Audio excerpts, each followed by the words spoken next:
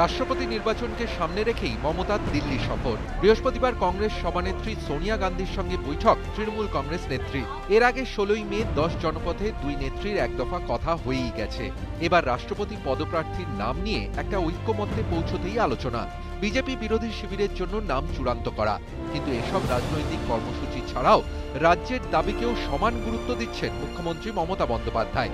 কি সেই দাবি? নানা প্রকল্পের বকেয়া হিসেবে কেন্দ্রীয় সরকারের থেকে প্রায় 10,500 কোটি টাকা পাওনা রাজ্যের। সেই দাবি পূরণেই বৃহস্পতিবার বিকেলে প্রধানমন্ত্রীর দরবারে ফের উপস্থিত হচ্ছেন মুখ্যমন্ত্রী। The Ganga erosion problem and there are some river problems where people are facing a lot. For that matter, I will talk, and also I have Deutsche Patni that project, so that is also pending. And also there are some areas where we are not getting the money because our states here. There I will talk because whenever I go there Delhi, at least once, twice I meet in a year. That is the routine and that is the courtesy of state to state, this is government to government.